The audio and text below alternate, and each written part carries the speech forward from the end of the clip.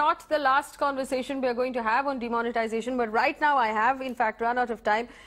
And it simply boils down to this. Every time we bring up demonetization, the reaction is emotional, much like this debate. People get upset, people get angry.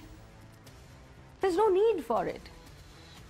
Yes, of course, our government has the right to make decisions based on what it thinks is best served for the country. That's why we have a government. But that doesn't mean that we cannot examine the decision in retrospect.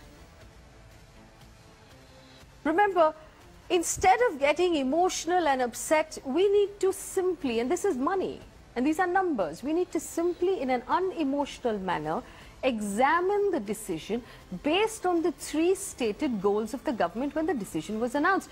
Over the last couple of years, we've had these sort of vague trickles of data that have come out of the RBI.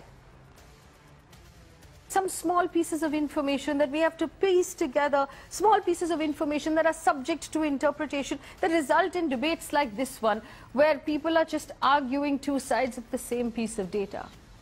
Why don't we have one clear report that comes out from one authorized agency to tell us whether or not this worked out? Why don't we have all the data today? I want to know who advised the government take the decision of demonetization. I want to know, how did the board of the RBI make its decision in 1 hour?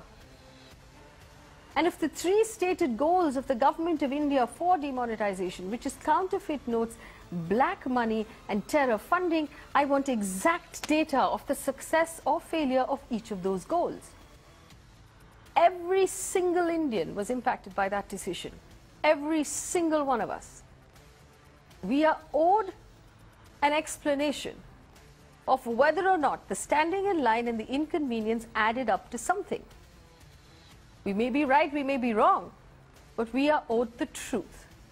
And that's how a democracy functions. So I don't understand why we don't have all the data today. I don't understand why the RBI is not being made more accountable. I don't understand why Urjit Patel is being allowed to get away with it. There has to be an inquiry into the decision of demonetization to tell us what happened and to help us understand whether or not it was good for us and what is the true price that we paid as a nation. Thanks for watching.